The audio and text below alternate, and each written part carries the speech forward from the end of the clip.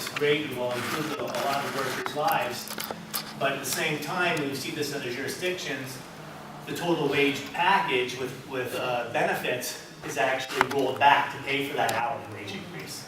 So it's 2 steps forward, 1 step back, and that's what these workers are facing at the airport. And they have reached a tentative agreement. They're voting on it tomorrow, I believe, and but there's going to be more talking about that. And it's just about broader trends that are going on with airports and privatization, where I've tried to make some links and some of the stuff I've written. The airport is simply dug in and linked to a low-wage model at Pearson. They want the service and auxiliary services to be all minimum wage. They aren't making them living wage jobs. There are a lot of poor workers at Pearson working aside pilots who make hundreds of thousands of dollars a year. So there's a lot of inequity among people even doing the same job. The second thing is that airports are increasingly financialized entities. Pearson makes about $1 billion a year in revenues. The ground lease with the GTAA, which is a non-share corporation with the federal government, demands that 13 cents in every dollar get kicked up to the federal government as a revenue generator.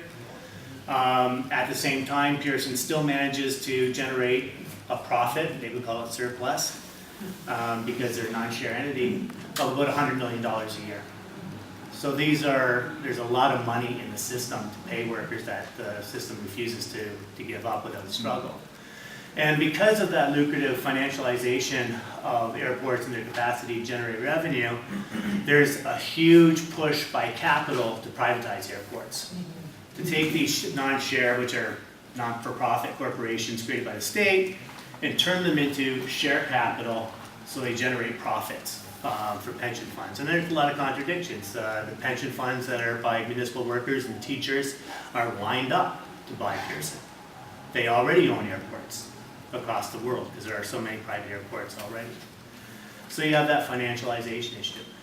The last contradiction that I think we'll talk about why this, especially a little strike with 700 workers matters, is that it sets the pattern for all kinds of future bargaining with bigger units across the sector, but it also has real health and safety implications that are talked about in by other folks who are closer to this than I am.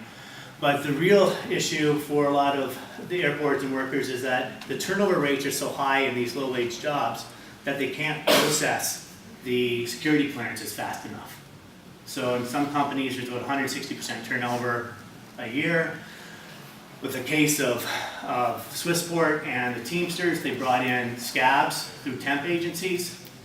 So the temp agency workers come in, they are only partially processed.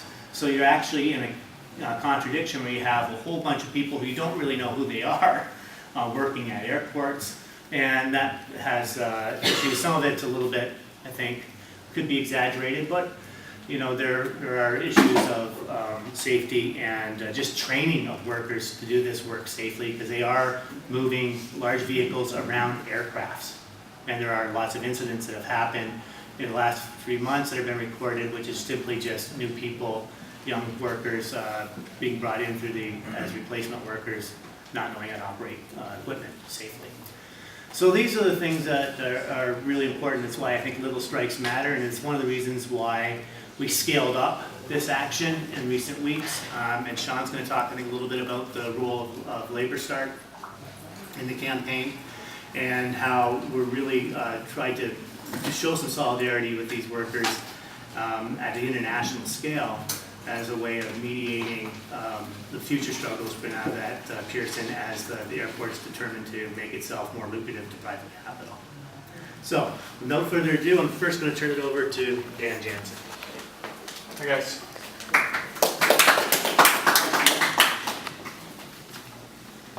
Okay, so I got a good quote from OFL President Chris Buckley. He came to our May Day rally, which has come a number of years now.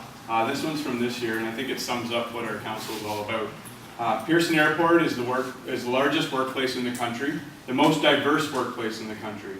What a sign of solidarity when a number of unions come together, form a coalition, and fight on behalf of all workers in the workplace. That's what unity and solidarity is all about. It's really what our council is about having everybody work together to achieve common goals. We represent about 30,000 workers. There's 50,000 workers at Pearson. It is the largest workplace in the country, and it's an interesting workplace because there are so many of us doing different jobs. But on the council, we believe that we are all in this together.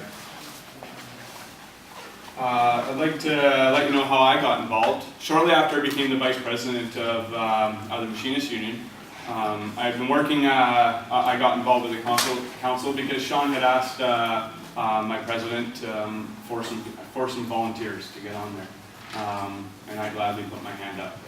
I had been speaking up about safety issues in the workplace for a little while, and I saw this as an avenue to speak about it a lot louder. It definitely was. The structure of our council, we've got 6 union groups. QP, which represents flight attendants, mainly. The machinists, IMAW, we represent ramp workers and below the wing workers at Air Canada, and a number of other ground handlers. PSAC, they represent the Canada Border Agents. SCIU is retail. Teamsters also represents ramp workers. And Unifor represents sales and jazz and some ramp workers as well. We operate like a labor council, although we have no formal structure. We don't have a president. We don't have anybody that holds a position per se, and we also don't have any funding. We're an unfunded. Most of us volunteer our time to get this work done that we try to do. As I said, we work together to fight for common goals, to build solidarity, and to push for improved labor standards at Pearson. I'll give a little disclaimer. The PowerPoint that I created was on Keynote, and it switched over kind of funny when I put it on PowerPoint. Yeah. So the wordings might look a little bit messed up. Sorry, guys. Okay, one of our first wins, at least when I was on the council, was a $3 airport fare on the Union Pearson Express. It was a big campaign. We aligned ourselves with a community group called TAWC Riders, who have been actively speaking up for riders of the TTC for a long time in the city. We had to put pressure on Metrolinx. Metrolinx even came to visit us to one of our council meetings, and they were saying, no, $12 for a fare seems reasonable for airport workers, and we definitely told them that a minimum wage worker has to put 2 hours in to pay for their ride there and back. How is that reasonable? Right? And they walked away, and it took about maybe 4 or 5 months after that meeting before we were able to put enough pressure to get a $3 fare for airport workers, which is huge. It's actually cheaper, I believe, than the TTC fare. Yeah. We celebrate the Day of Mourning ceremony every year. It's a pretty moving ceremony. Just last year we had an airport worker lose his life, co-worker of mine, Ian Henry. His vehicle flipped over and pinned him, and he was crushed underneath. That's not the only fatality we've had in our workplace, though. We've had a Swissport worker crushed by a belt. He was pinned between an airplane and a belt that was left running unattended. Another guy was stuck in passing through a hangar door when the hangar was closing and it crushed him. These things happen like that in every workplace. But at Pearson, it seems like we see it a little more frequently. It's a dangerous job. There's a lot of moving parts. It's a huge workplace. One of the ways we can give back as a council, we feel, is by celebrating or honoring the Day of Mourning, just like many communities and labor organizations do around the country. Also, every year we've been holding a May Day rally. The May Day rally has been focusing on the fight for 15. We're very active with 15 in Fairness in the community. That's another community group that we've brought in, and we went to them. I was trained on the Feet on the Ground training program with the Workers Action Center. A great program. I recommend it to anybody that is looking to get more involved in community organizing. The May Day rallies are amazing. We have a ton of fun. We get great speakers out. We have churros and ice cream for everybody, which is always a good draw. And it's a day to celebrate our achievement as airport workers. And International Workers' Day is celebrated all around the world. We celebrate Labor Day here in Canada, but in many places around the world, it's International Workers' Day. Although the last 2 years it has poured rain on us. Yeah. We'll get there. So moving on to the Teamster strike. So these guys are fighting for better wages, better benefits, and respect in the workplace. So I think that's something that we can connect, everybody can connect with. I know in my own workplace, I'm an Air Canada worker. I make pretty good money. I've been there 17 years. But still, respect is something that we could use more of. So on July 27th, they walked off the job. Right off the bat, the Workers' Council offered strike support. We jumped in. We got this first rally. We got it off the ground in 2 days. We got a few hundred people to show up, as well as lots of different labor organizations, and we organized a pretty strong speakers list. It was a great rally. We've also been working with the media to get the story out, doing our best, even though it seems like there's a little bit of a lull in the middle of this strike. We were there still putting pressure on CBC, Toronto Star, and any other news organization that we could get to try to get the story out for these guys. The last rally that we had for them was the Solidarity Rally on Labor Day weekend. It was an amazing rally. The way I felt about it is the energy and the vibe from this rally just boosted the workers' power so much that after this rally was done, they walked back down the ramp. America, for inspiration, is in Latin America, they don't have budgets. They don't have labor councils. They don't have consultants that you can call. It's neighbor to neighbor fighting together to preserve their jobs. And that was very similar to what we were going through. So the similarities of the struggle became very apparent. Because in Argentina, you can't go to politicians. They're the same as ours. They just simply turn around and do what the boss wants. So the concept of community solidarity, Stephen talked about the idea that he's been pushing for, and this is where the fit comes in, is we all have different names for it, but we all see the same thing, it's solidarity unionism or communityism, where if a group of workers don't have the power themselves to change things, then they get their community neighbors and their fellow workers to assist in the struggle. And that be a very localized community-based struggle, but then that we use international solidarity from other sources to give us power where we have none. Because in the airline industry, half of our work is in Canada, the other half is in other countries. So Dan loads a plane to Brussels, and then another worker unloads his work in Brussels. So the two workers are doing the same job, but due to geography, don't know each other. So in our world, it's very easy for us to connect to each other because we can travel. We have one of the perks we have as airline workers, we can fly pretty easily. We can fly quite often. So through that, we started to get to know each other's workers. And again, when you have no budget, you have no capacity, you have to sit down and say, what can we do? We decided to focus on, first in the community, to build community allies that also believe in fighting back. We're not here to talk about committees or statements or focus groups. We're here about those in the community fighting for their survival right now. We're talking about the Ontario Coalition of Poverty, we're talking about the Wobblies, we're talking the militant groups.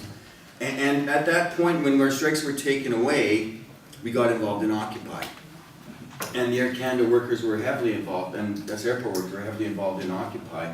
And that again was where these ideas started forming. And as airport workers, we were down at the Occupy camp quite often, and that's where we started amongst ourselves talking with fellow Occupy activists and started developing a lot of our tactics. Like, it's quite interesting, when we began doing our tactics, they called us Occupy YYZ at one point. We actually had banners saying that. And so when Occupy was over, we said, well, what are we going to do now? Because we're in the middle of all this pressure with the government, but we need to be mobilized. And we had no issue at the airport to keep us mobilized over at that point. It was in a holding pattern. So we found out that some workers in the Philippines, in Manila, fellow airport workers like ourselves, were working at the check-in counters when their billionaire boss, one of the 10th richest man in the world, Lucio Tan, came in and forcibly removed and threw the workers off the check-in counters and then replaced them with contract workers. Right there, it was physical, workers were injured, 6 workers have been killed in this struggle, and what the workers did is instead of go away, cry home, shame, shame, shame, run to their MP or anything else, they blockaded and barricaded themselves and occupied the kitchen of Manila Airport, the flight kitchens. And then they brought their family, they brought their community, because the workers aren't enough. The community came in, and for a year and a half they held the flight kitchen, and then the call-outs came, and some people, like a little bit was done, but this really spoke to us because we were feeling the same way, that we had our rights taken away. So we started actually, we started actually moving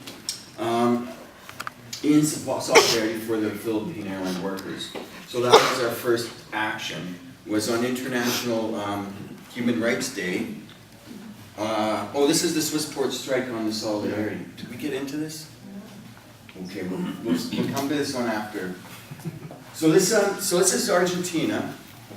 And in fact, to show that the connections are still there, when the Swissport strike occurred, a lot of these are worker recovered enterprise. We brought copies of the documents here to show that the connections are still there. Anyway, I'm not a good PowerPoint guy. I tend to just speak without gadgets. So anyway, this was our first action. Before this action occurred, if we did actions at the airport, there was always a bunch of security issues. You can't go on the road. You'll get injunction. If you do this, we'll have police on you in 5 seconds. And we just got tired of it because it was a game. This was our airport. This is public property, and we're going to do what we need to do.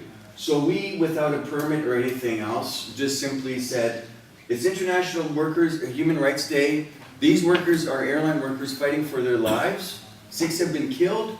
We don't care if you arrest us, but we're going to be out here standing there talking about human rights with the Philippine media and the Philippine community, because we invite the Philippine media to see Canadian workers actually doing something. This became news in the Philippines because it's never been heard of before.